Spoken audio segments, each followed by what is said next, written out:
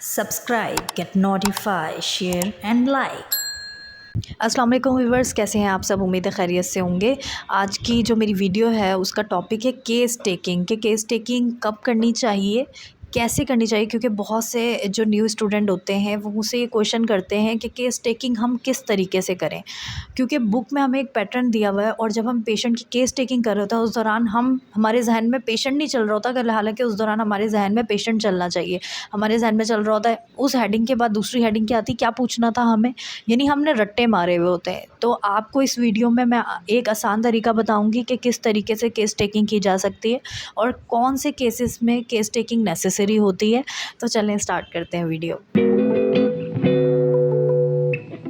देखिए, case taking जो एक मेथड है, ये मेथड बहुत इजी मेथड है अगर आप एक फ़ॉर्मूला, जो मैं फ़ॉर्मूला अप्लाई करती हूँ वो अप्लाई करेंगे तो। अगर आप बुक से रटी रटाई चीज़ों को लेकर अगर आप केस टेकिंग करने का सोचेंगे तो आपके जहन में पेशेंट नहीं रहेगा, जस्ट वो पैटर्न रहेगा। अब वो पैटर्न अब आप याद करते रहेंगे और इससे एक नेगेटिव पॉइंट है जो पेशेंट के ऊपर आपका इम्पैक्ट पड़ेगा। और वो नेगेटिव पॉइंट ये है कि पेशेंट सोचेगा ये कुछ ट्रैवल कर रही हैं, ये कुछ सोच रही हैं, मुझे तवज्जो से नहीं सुन रही। हालांकि आप केस टेकिंग के पॉइंट याद कर रही हैं कि पहले माइंड था, फिर हेड था, फिर आईज़ थी, फिर नोज़ थी, यानी इस तरीके से आप अपने जहन में वो पैटर्न निकाल रहे होंगे कि इस तरीके से केस टेकिंग करनी है। दूसरा जो सबसे अहम पॉइंट है वो ये है कि बहुत से लोगों को यही नहीं पता होता कि केस टेकिंग हमें कौन से केसेस में करनी है। कुछ नॉर्मल पेशेंट आए, डॉक्टर साहिबा हमारे पेट में दर्द है, और लोग केस टेकिंग करना शुरू कर देते हैं। इन चीज़ों के लिए जो एक्यूट केसेस होते हैं ज़रूरी नहीं होती केस टेकिंग। हाँ, उसमें इतनी केस टेकिंग की ज़रूरत होती है, जैसे मेरे पास फूड पॉइजनिंग का पेशेंट आया। अब उसको फूड पॉइजनिंग के पेशेंट को उल्टियाँ भी लगी हुई होंगी, उसको मोशन भी हो सकते हैं, उसके पेट में भी दर्द होंगे। तो आप ये नहीं सोचें मैं मोशन हो रहा है मैं मोशन की दवा लिख दूँ, उल्टी हो रही है मैं उल्टी की दवा लिख दूँ, पेट में दर्द हो रहा है मैं साथ में इसकी भी दवा दे दूँ। नहीं, आप उसकी उस टाइम उतनी केस टेकिंग करेंगे जितनी उस केस में ज़रूरत है। आप पूछेंगे इसने क्या खाया था, किस टाइम उसको, यानी इसका मसला होना, यानी पेट में दर्द होना, मोशन होना, उल्टियाँ होना शुरू हो गई, क्या खाया था, कब खाया था, किस टाइम खाया था, और उस खाने के कितने देर बाद ये कंडीशन हुई है, उल्टी में बदबू है या नहीं है, मरोड़े जो हो रही हैं वो किस तरीके की हो रही हैं, मोशन जो हो रहे हैं वो किस तरीके के हो रहे हैं, मोशन का कलर क्या है। ये केस टेकिंग आप एक एक्यूट पेशेंट आपके पास आएगा आप उसके हवाले से पूछेंगे। लेकिन अब लोग क्या करते हैं, अब केस टेकिंग करनी है, जो न्यू है ख़ास तौर पे उनके लिए ये वीडियो है। वो न्यू है, उनको नहीं समझ आता कि केस टेकिंग क्या करनी है, किस तरीके से करनी है। फिर वो इधर उधर की बातों में चले जाते हैं, आपको यूरिन कैसा आ रहा है। अब आप उनसे ये क्वेश्चन करते हुए तो अच्छे नहीं लगेंगे ना कि पेशेंट का माइंड कैसा चल रहा है, नेचर कैसा है पेशेंट का। पेशेंट बोलेगा कि मैं आया यहाँ पे उनके पास हूँ कि मुझे उल्टी मोशन हो रहे हैं और ये मेरे नेचर और जो ना इन तमाम चीज़ों के पीछे पड़ गई हैं। तो ऐसे केसेस में जो कि एक्यूट केसेस होते हैं जिनमें इन्फेक्शन वगैरह मामूली हुआ हुआ है, या जैसे टाइफाइड टाइप के पेशेंट्स हैं, मलेरिया टाइप के पेशेंट्स हैं, उनके लिए इतनी ज़्यादा डीप केस टेकिंग और इतनी ज़्यादा नहीं ज़रूरी होती। वो आप एज़ पर सिम्टम्स जो सामने आ रहे होते हैं और एक कॉज भी सामने होता है हमारे, उसके अकॉर्डिंग हम मेडिसिन दे देते हैं।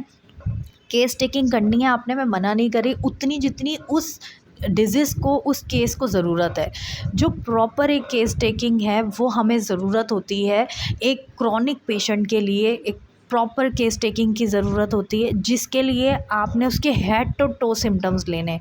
अब हेड टू टो सिम्टम्स कैसे लेंगे, अगेन इसमें वही वाली बात आ गई, आप हेडिंग्स याद करेंगे, पहले ब्रेन था, फिर हेड था, फिर आईज़ थी। इस तरीके से आप कभी भी केस टेकिंग नहीं कर पाएंगे। आपके सामने पूरी के पूरा एक बंदा बैठा हुआ है, ब्रेन जो है यानी उसकी दिमागी अलामात जो हैं वो पेशेंट आपके पास जब आके जितने दौरान में आके बैठेगा, जब तक वो आपसे बात करेगा, आप उतनी ही देर में उसके ब्रेन को समझ जाएंगे। एक, अगर आप एक अच्छे डॉक्टर हैं तो, अगर आप केस टेकिंग को समझते हैं तो, अगर आप अलामात को समझते हैं तो आप पेशेंट का माइंडसेट समझ जाएंगे। कुछ वो बातें करते करते आपको इस तरीके से बता देगा, जैसे सम टाइम पेशेंट क्या करते हैं बहुत ज़्यादा, नहीं नहीं डॉक्टर साहब हमें ये नहीं है, आप उनको बोलेंगे आपको ये है, नहीं नहीं डॉक्टर साहब हमें तो ये नहीं है, भले आपको दिख रहा है उनको ये चीज़ है। तो आप उससे ब्रेन के हवाले से कुछ कंफर्म नहीं कर सकते। जैसे हमारी एक मेडिसन है लेकेसिस, उसका माइंड जो है वो बहुत ख़तरनाक है। जो लेकेसिस की पेशेंट होती है उनका माइंड होता है कि सामने वाले को, जब तक सामने वाला दुख में है, तकलीफ़ में है, लेकेसिस की पेशेंट बहुत खुश रहती है। लेकिन इन केस आपके पास लेकेसिस का पेशेंट आया और आपको सारी अलामात उसकी लेकेसिस वाली दिख रही हैं, अब आप उसकी केस टेकिंग लेने की कोशिश कर रहे हैं और अगर आप उससे माइंड पूछेंगे कि आपका माइंड कैसा, आप किसी को बुरा देख के, किसी के यानी साथ बुरा हो रहा हो वो देख के आप खुश होते हैं, तो वो आपको ये थोड़ी बोलेगा कि मैं तो बहुत खुश होता हूँ। वो फर्स्ट टाइम आपके पास आया है, वो आपके पास अपना अच्छा इम्पैक्ट छोड़ना की कोशिश करेगा और वो आपको नहीं बताएगा कभी भी अपना ये नेगेटिव पॉइंट। तो वो चीज़ आपको खुद ही एनालाइज़ करनी है, खुद ही पेशेंट को देखनी है। वो पेशेंट की हरकत और सकनात से पता चल जाएगा, पेशेंट के बात करने के तरीके से पता चल जाएगा। फिर आप पेशेंट का देखें दूसरी चीज़ क्या है, फिर आपका हेड के हवाले से, फिर आप उसके दर्द वगैरह के हवाले से पूछ सकते हैं। दिमाग में कोई दर्द तो नहीं है, यानी हेडेक तो नहीं रहती आपको, या हेडेक होती है तो कहाँ से कहाँ तक रहती है, किस किस टाइम होती है, राइट साइड है, लेफ़्ट साइड है। फिर आप पेशेंट को देखें, फिर उसकी आइज़ आती हैं, यानी आप फ़ोकस अपना पेशेंट पे रखें और धीरे धीरे उसके तमाम सिम्पटम्स लेते जाएँ। अब जैसे एक पेशेंट आया फॉर एग्ज़ाम्पल मेरे पास, हिस्ट्रिकल पेशेंट आई मेरे पास, अब मुझे उससे केस टेकिंग करनी है। हिस्ट्रिकल पेशेंट है यानी क्रॉनिक पेशेंट है, काफ़ी टाइम से उसको कोई ना कोई मसला रहा है। अब मेरे पास वो पेशेंट आई, मैरिड पेशेंट है, हिस्ट्रिकल पेशेंट है, बाज़ औक़ात उनको फिट्स भी पड़ जाते हैं उस हिस्ट्रिकल कंडीशन की वजह से। अब उनसे जब केस टेकिंग करूँगी तो मैं उनकी जो केस टेकिंग करूँगी उनकी फ़र्स्ट पीरियड साइकिल से करूँगी कि आपको मेंसेस कब आना, किस एज में आना शुरू हुए, तब आपको नॉर्मल आते थे, शादी से पहले तक आपको नॉर्मल आते थे, नहीं आते थे। ये हो गए जनरल सिम्पटम जो मैं उनसे सबसे पहले लूँगी। उसके बाद मैं आपका नेचर कैसा रहता है, किस टाइम अपने आप को बेहतर महसूस करती हैं, फिर मैं उनके धीरे धीरे तमाम सिम्पटम लूँगी। निज़ाम हाज़मा आपका कैसा रहता है, आपको कॉन्स्टिपेशन की शिकायत तो नहीं रहती या तेज़ाबियत वगैरह तो नहीं रहती। फिर तमाम यानी ऊपर से शुरू करें, पेशेंट को देखते जाएँ, यहाँ यहाँ यहाँ तमाम सिम्पटम्स को वन बाय वन, यहाँ आप जब आप आएँगे तमाम सिस्टम्स आ जाएंगे। तमाम सिस्टम्स को आप एक एक करके पूछें, आपका ये चीज़ सही रहती है, ये चीज़ सही रहती है, जिससे आप प्रॉपर आपके पास तमाम सिम्पटम्स मौजूद हो जाएंगे और आपको वो हेडिंग्स नहीं सोचनी पड़ेंगी। तो ये एक बहुत ही आसान तरीका है केस टेकिंग का।